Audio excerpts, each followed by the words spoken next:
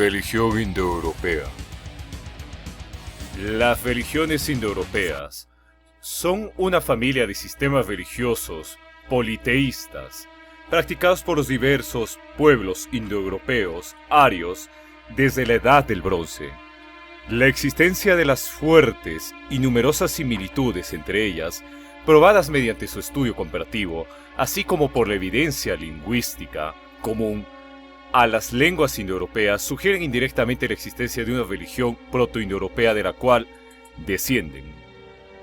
Se pueden encontrar suficientes pistas de esta religión ancestral en las coincidencias entre idiomas y religiones propias de los indoeuropeos como para presuponer que esta religión existió, aunque cualquier detalle es una conjetura. Mientras las similares costumbres religiosas entre los indoeuropeos pueden facilitar evidencias de una herencia religiosa compartida, una costumbre compartida no indica necesariamente una fuente común para dicha costumbre. Algunas de esas prácticas pueden haber surgido en un proceso de evolución paralelo. El filósofo que tenía como herramienta el martillo se acercó, casi sin sospecharlo, a los arquetipos arios, basándose especialmente en la mitología griega. En su filosofía estridente y poética, cuyo efecto ha resultado profundo y decisivo en el pensamiento occidental moderno, e incluso en su descenso del genio a la locura final, podemos reconocer la huella divina de estos arquetipos. Mirémonos de frente, somos hiperbóreos, y sabemos bastante bien cuán aparte vivimos, ni por tierra ni por mar, encontrarás el camino que conduce a los hiperbóreos. El Anticristo 1.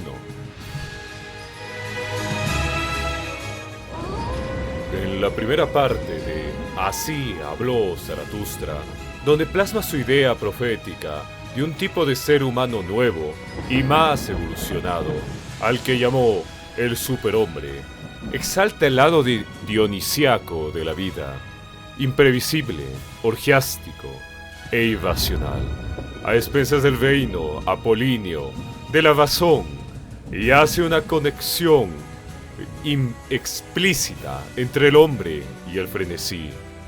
El divino furor de Dionisio, el furor sagrado y que representa en la forma del relámpago. ¿Dónde está el rayo para lamerte con su lengua? ¿Dónde está el frenesí con el que debería ser inoculado? He aquí, te enseño al hombre que vive. Es este relámpago, él es este frenesí. Así habló Zaratustra. En su Zaratustra, Nietzsche proclama que Dios ya no es necesario y que el hombre debe forjar su propio camino espiritual. Pero su pensamiento nos muestra que Nietzsche propugna a la vez un retorno a la moral gentil, que de forma sutil prevalece en toda su obra y que contrapone a la moral de esclavos o siervos judio-cristiana. En su obra póstuma, Voluntad de Poder, leemos: así es como una religión aria afirmativa considera el origen de una clase dominante, el código de Manú, la adivinación del sentido de poder en los brahmanes. Es interesante que se haya originado en una casta de guerreros y después haya pasado a los sacerdotes. Es completamente adecuado que nosotros no tengamos una religión de la raza aria oprimida, ya que esto sería una contradicción. Una raza de dominadores o está en la cima o perece.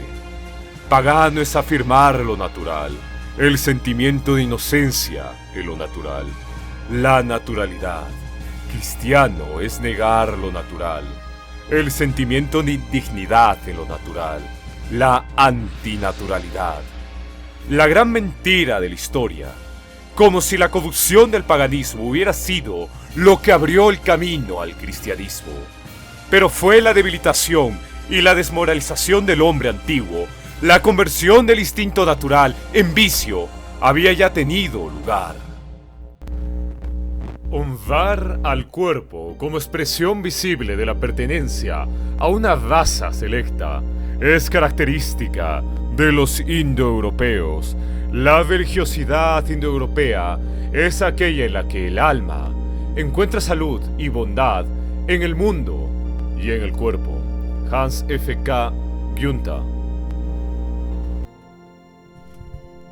Pueblos indoeuropeos. Los pueblos indoeuropeos, también llamados arios, son una familia de etnias que poseen un origen común y por lo tanto comparten similitudes genéticas y raciales, así como culturales, tanto religiosas como lingüísticas. El término proto-indoeuropeo se refiere a los individuos pertenecientes a una etnia o grupo de etnias de la Edad de Cobre y la Primera Edad de Bronce, que hablan variantes del idioma proto-indoeuropeo, compartían una cultura material y patrones culturales similares al que representan el tronco común del que derivan los pueblos indoeuropeos.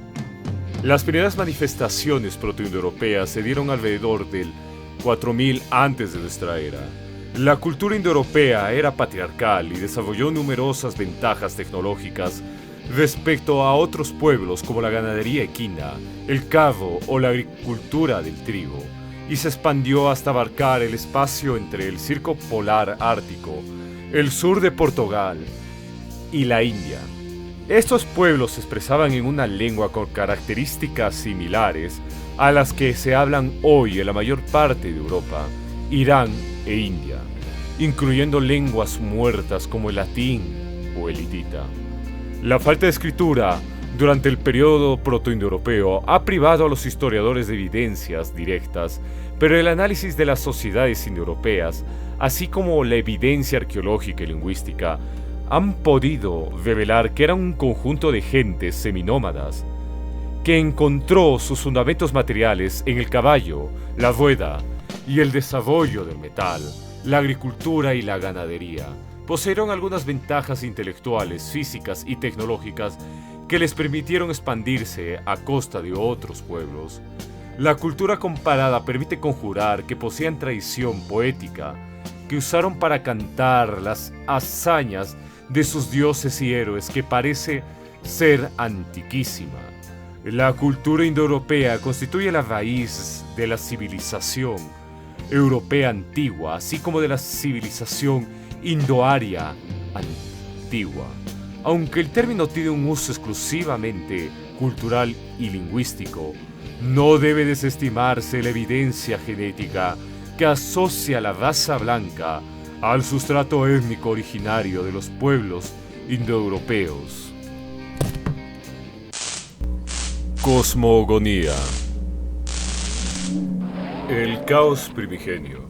El abismo primigenio, o Ginnungagap, según la cosmología nórdica, respecto al estado primordial que pudo haber predecido al proceso de creación, Martin L. West señala que las tradiciones védica, nórdica y al menos parcialmente la griega dan evidencia de una era en la que los elementos cosmológicos estaban ausentes, con fórmulas similares que insisten en su no existencia. Ni el no ser era, ni el ser era en ese tiempo. No había aire, ni cielo, ni más allá. Rig Veda.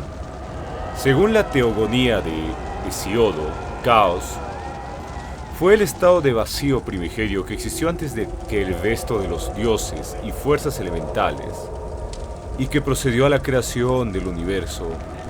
En las Metamorfosis, el poeta romano Ovidio describe así el origen del mundo. Antes de que existiera el mar, la tierra y esa cobertura de los cielos que se extiende por doquier, la naturaleza ofrecía el mismo aspecto en todo el universo.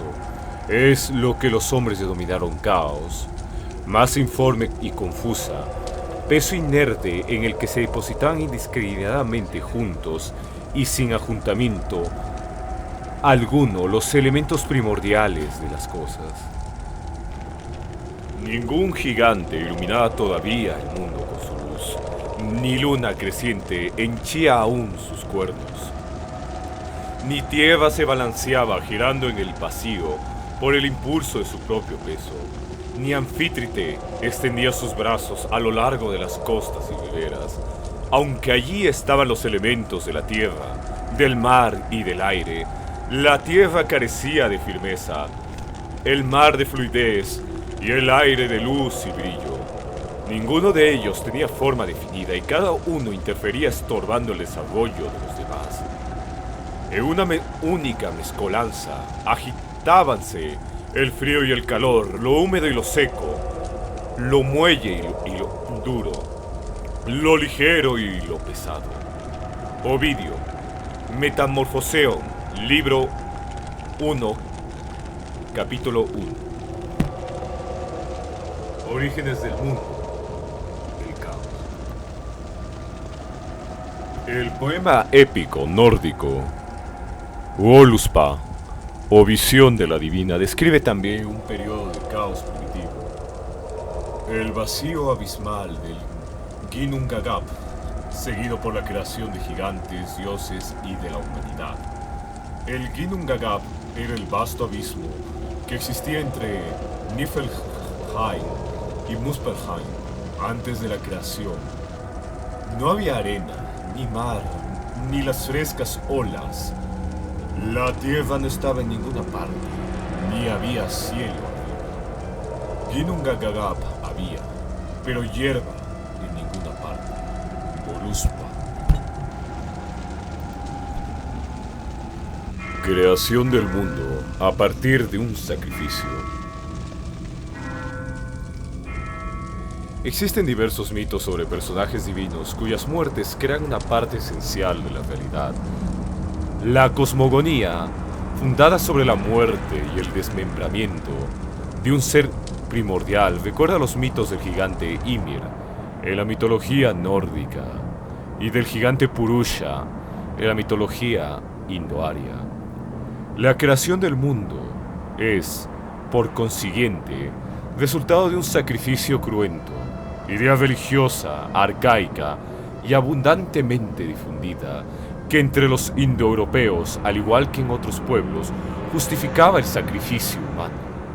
En efecto, este sacrificio, repetición del acto primordial, asegura la renovación del mundo, la regeneración de la vida, la coherencia de la sociedad. El universo entero es una cadena de sacrificios y la vida se alimenta de sí misma. El mito de la cosmogénesis de los protoindoeuropeos ha sido reconstruido de manera plausible por académicos como el profesor David W. Anthony y Bruce Lincoln. En los albores de los tiempos solo había oscuridad, caos y vacío. Los elementos opuestos de este caos, frío y calor, chocaron y surgieron dos hermanos gemelos. Manu, hombre, y Emo, gemelo, su hermano gemelo. Considerados como los dos fundadores de escultura y progenitores de la humanidad, Manu y Emo atraviesan el cosmos acompañados de la vaca primordial y finalmente deciden realizar el primer sacrificio para crear el mundo. En algunas versiones, Manu sacrifica a Emo, quien es un ser andrógino. En otras, los dos sacrifican a la vaca juntos y usan las partes del cuerpo de la víctima del sacrificio para construir diferentes partes del mundo. Este mito revela que el establecimiento del sacerdocio y del sacrificio estaba vinculado a la creación del mundo mismo, y por lo tanto, cada sacrificio posterior restablece el acto primordial de la creación. De esta forma, Manu se convierte en el primer sacerdote y establece la práctica del sacrificio, con el que se simboliza el orden contra el caos en las religiones indoeuropeas. El Padre Cielo obsequia el don del ganado a un tercer hombre, Trito, pero le es robado por la serpiente dragón de múltiples cabezas, Anji, que significa serpiente, y raíz de la palabra negación. Trito clama a Dios por ayuda y finalmente, fortalecido por una bebida embriagadora, mata al dragón con su arma, probablemente es un hacha. Otra versión dice que el Padre Cielo obsequia el ganado a Manu y que tras ser robado por Engi, Manu ofrece esta bebida al dios de la tormenta, Perjunos, quien encomienda a Trito la misión de matar al dragón con su hacha. Trito se convierte así en el primer guerrero y ofrece el ganado al sacerdote para que lo sacrifiquen a los dioses celestes y de esta forma pueda mantenerse el sagrado ciclo recíproco de dar y recibir entre el hombre y Dios. Reflejos de Manu incluyen al sánscrito Manu, el legislador y progenitor de la humanidad en la mitología india, y el germánico Mano, hijo de Tuisto, cognado de gemelo en inglés twin, de quien descendieron de todos los humanos según Tácito en su Germania. El nombre de Mano significa hombre. De esta palabra deriva el protonórdico Mannas, también de la runa Mannas, del fusar antiguo que simboliza al hombre. Proviene man en alemán y posteriormente man en inglés, también humano, del latín humanus. Es derivación de esta raíz, aunque unida al término para suelo, humus, homo, hombre. De yemo se deriva el sánscrito yama, el asbéstico yima, el nórdico ymir y probablemente el romano remus, itálico temprano iemus. La función de la vaca primordial, tal como Audumbla en el mito nórdico, es la de la nodriza que cuida y nutre con su leche a los gemelos divinos previo al acto de creación. En Roma su homóloga es la lopa Luperca. Casi no existen narraciones mitológicas de Roma, pero el mito de fundación de Roma está reconocido como una versión historicizada de varios mitos antiguos. Remo es sacrificado por su hermano gemelo Rómulo, y de este, a su vez, es desmembrado por los senadores. Aquí no hay creación del mundo, pero el sacrificio de Remo refleja el mismo sacrificio cosmogónico primordial. Al ser inmolado sobre el emplazamiento de la futura Roma, Remo asegura el futuro feliz de la ciudad, dando origen al pueblo romano y el advenimiento de Rómulo a la realeza, siendo el iniciador y fundador de Roma. Mientras que en las versiones occidentales del mito parecen mantener a la vaca primordial como objeto de sacrificio, en las versiones orientales este aparece como toro. En los textos de las Vesta, Mitra aparece como el principal Yasata, benefactor o buen espíritu y gobernante del mundo. Por orden del sol, Mitra sacrifica al toro sagrado de cuyo cuerpo surgieron todas las plantas y animales, creando así al universo. En la literatura védica, Purusha se describe como un gigante con 1000 cabezas y 1000 pies, que fue sacrificado y desmembrado por los devas, dioses. Su mente se convirtió en la luna, sus ojos en el sol y su respiración en el viento. Con su cuerpo se construyeron el mundo y las castas. De él emanó el Viraj, el principio creativo femenino por el cual renacía antes de que el mundo fuera hecho con sus restos. En el sacrificio del Purusha, el canto védico fue lo primero que se creó. También se crearon los caballos y las vacas. Los brahmanas, sacerdotes, fueron hechos de la boca del Purusha, los kshatriyas, guerreros, de sus brazos, los vaishyas, artesanos, de sus muslos, y los shudras, esclavos, de sus pies. Los cielos emergieron de su cráneo, los dioses Indra y Agni de su boca. Se consideraba que los Dalits, parias, no habían nacido del Purusha. En la mitología nórdica, los tres primeros Aesir, los hermanos Odín, Vili y Ve, hijos de Bor, se lanzaron contra Ymir y lo mataron. Arrastraron su cuerpo inmenso y lo pusieron en el abismo del Gigun Nangagap. A partir del cuerpo despedazado del gigante, Odín, con ayuda de sus hermanos Be y Vili, creó el universo. Este acto causaría la eterna enemistad entre los gigantes y los dioses. De la carne de Ymir hicieron la tierra, de su sangre el mar y los lagos, de sus huesos las montañas y de sus dientes las rocas. Con su cerebro crearon las nubes y con sus cejas enmarañadas los límites del mundo. Con la parte cóncava del cráneo levantaron la bóveda celeste, que es sostenida por los 4 enanos llamados Nordri, Sudri, Austri y Vestri, los puntos cardinales. Los astros principales, el sol y la luna, giran perseguidos por lobos. Las chispas del sol dieron origen a los demás astros. Los dioses regularon su curso, instituyendo así el ritmo de las estaciones que hizo nacer la vegetación y también la sucesión de los días y de las noches. La noche fue la primera, y de ella manó el día. El Buda Hinch iraní, que contiene una parte de la mitología pre-zoroástrica, narra la creación del bovino primordial, Ewagdat o Eswagdat, en asbéstico Gaba Ebodata, y del primer hombre, Gaiomard, asbéstico Gaia Maetan, vida mortal, iranio medio, Gaiomard, persa moderno, Keyumars, hijo de Ormans y Spandarmat, quien luego es asesinado por Ahriman.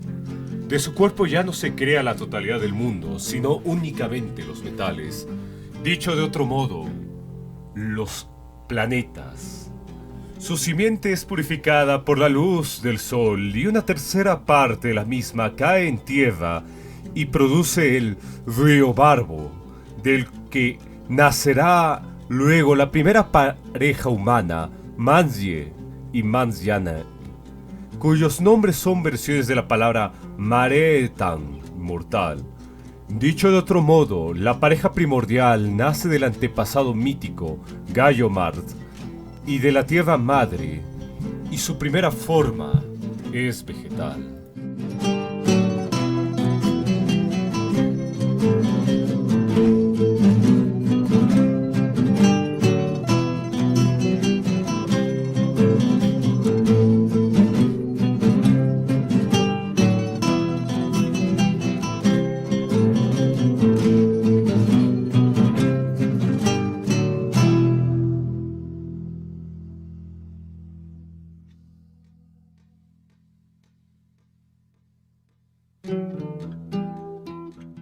Gran Diluvio. El mito del Gran Diluvio universal aparece en las culturas indoeuropeas y, por otra parte, se relaciona con las leyendas de la Atlántida, Hiperbórea y Thule. En la mitología india, textos como el Satapatha Brahmana y los Puranas narran que el avatar de Vishnu, en forma de pez, Matsya, advierte al primer hombre, Manu, que vendría una gran inundación. Manvatara Sandhya. Manu construyó una gran nave donde alojó a su familia y el semen de todos los animales para repoblar la tierra. Enganchó la nave al cuerno del pez Matsya, quien los arrastró a través del diluvio. En la mitología griega, narrada por Hesiodo en su Teogonía, cerca del 800 antes de la Era Común, Deucalión, por consejo de Prometeo, construyó un arca y, disponiendo dentro de ella lo necesario, se embarcó en compañía de su esposa Pirra. Júpiter hizo caer desde el cielo una copiosa lluvia e inundó la mayor parte de Grecia, de manera que perecieron todos los hombres, excepto unos que se refugiaron en las cumbres de las montañas próximas.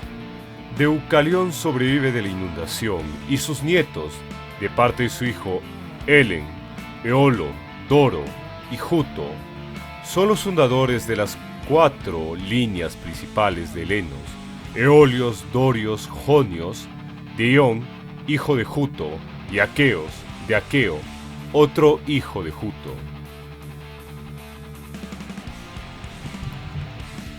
En la Edad Menor, Snorri Sturluson narra cuando Ymir cayó y de sus heridas fluyó tanta sangre que ahogó a todos los gigantes, excepto a uno que escapó con su familia llamado Berge Elmir, que con su esposa fueron salvados por un arca y que de ellos descienden las familias de todos los gigantes.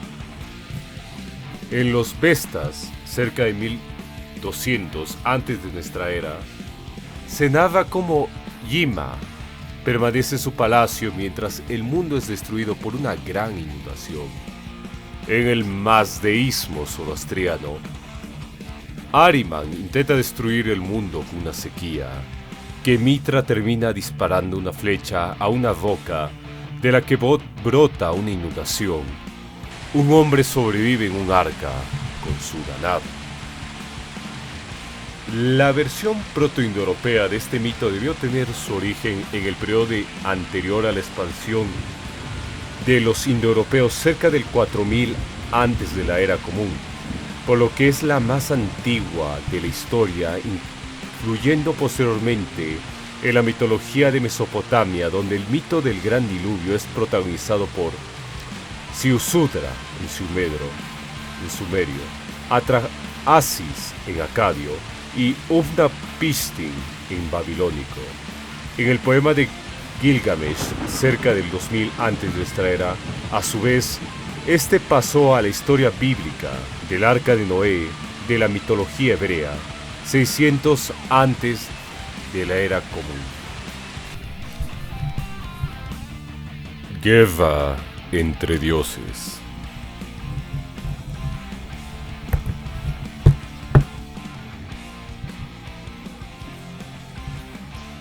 En los diversos mitos de la creación, se narra que un grupo de dioses más jóvenes conquista o derrota a un grupo de dioses más antiguos que representan las fuerzas del caos.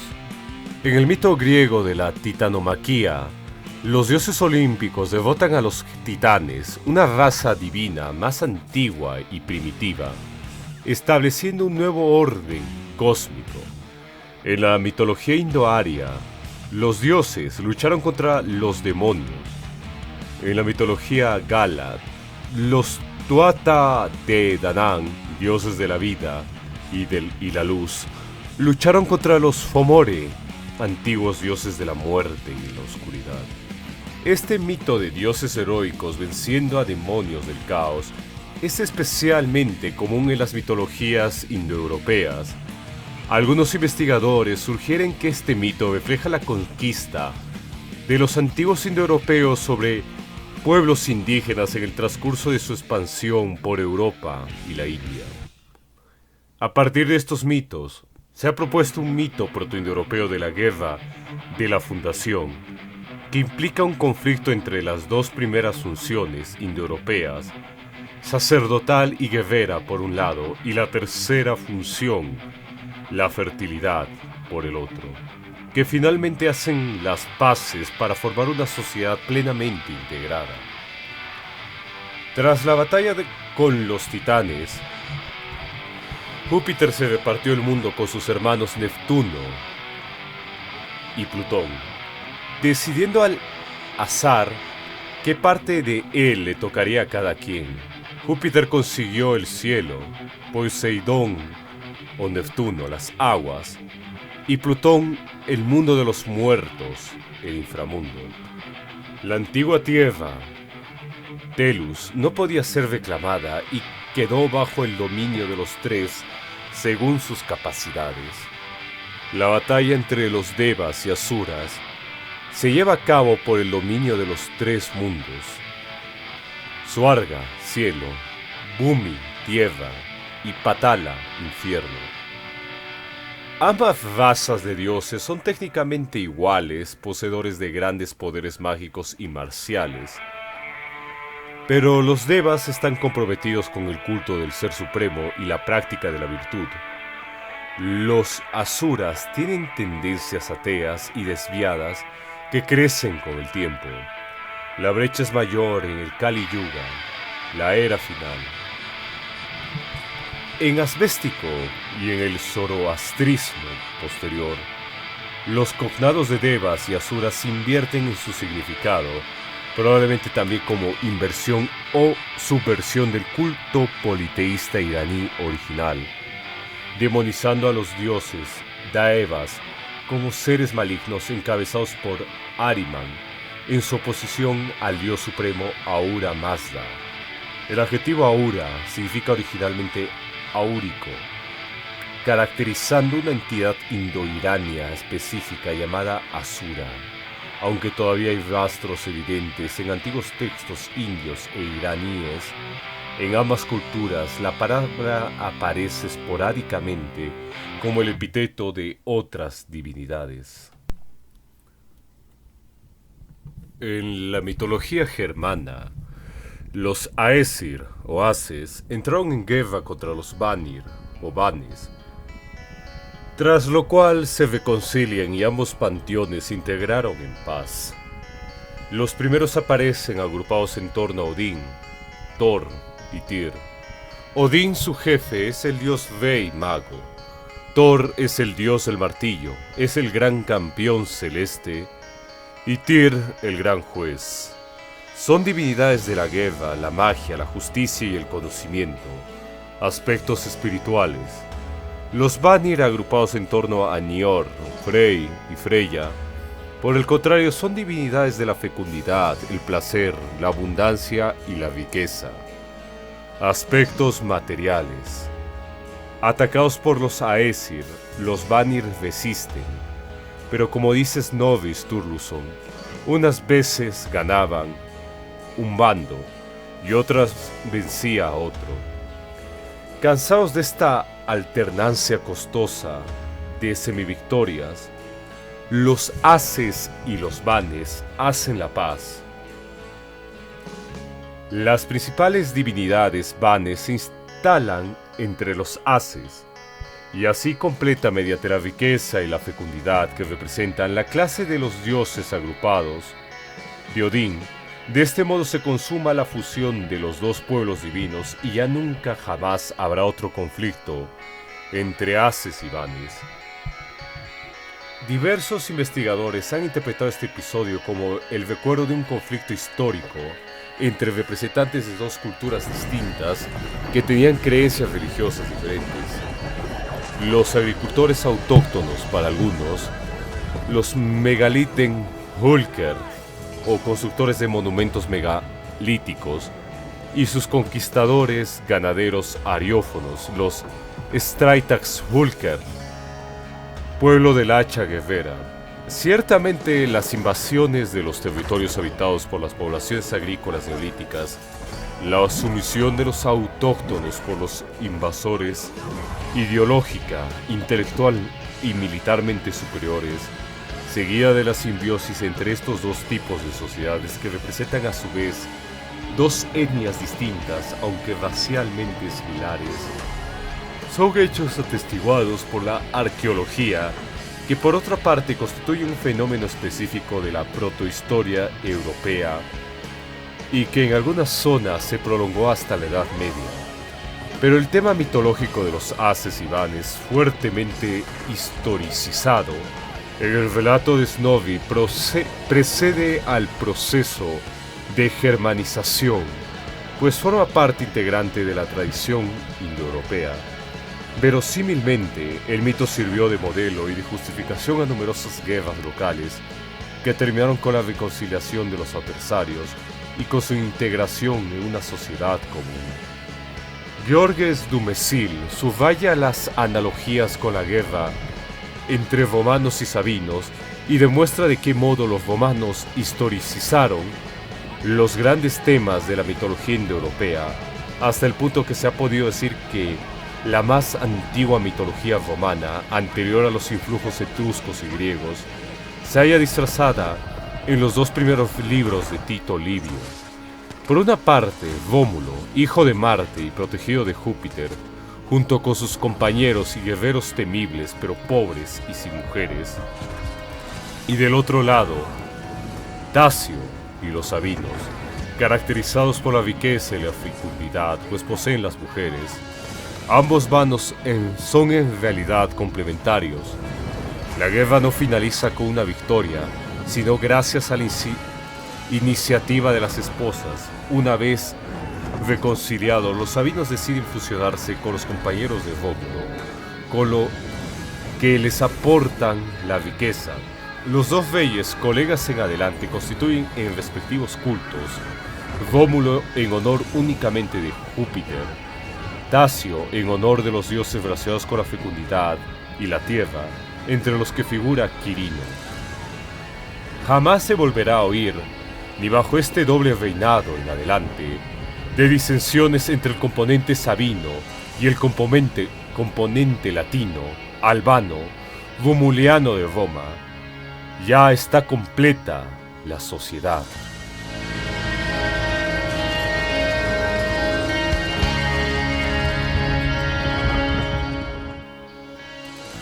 Panteón, la triada. Los indoeuropeos poseen una mitología basada en triadas. Los notables estudios del antropólogo francés Georges Dumézil, a partir de la mitología de los pueblos indoeuropeos, han enfatizado el hecho de que muchos de ellos coincidan en coronar su panteón con una triada divina que, por otro lado, antecede por milenios a la idea de la Trinidad cristiana. La predilección por ese número se extendía también a la sociedad, dividida en tres castas: sacerdotes, guerreros y productores, funciones que a menudo se asocian a los dioses principales. De este modo, el universo social y el divino están divididos en tres funciones diferenciadas. La función sacerdotal, representada por deidades de la magia y la justicia. La función guerrera, representada por los dioses de la guerra, la fuerza y la victoria. La función reproductora, representada por deidades de la prosperidad, la abundancia, la fertilidad, el amor y la sexualidad. La concordia del mundo depende de la cohesión entre las diferentes funciones y de su correcta disposición jerárquica. Los protoindoeuropeos pudieron haber tenido una diosa que presidía la organización trifuncional de la sociedad. Varios epítetos de la diosa iraní Anaíta y la diosa romana Juno proporcionan pruebas suficientes para demostrar que fue adorada, pero no se puede reconstruir léxicamente un nombre específico para ella. Los restos vagos de esta diosa también se pueden conservar en la diosa griega Atenea.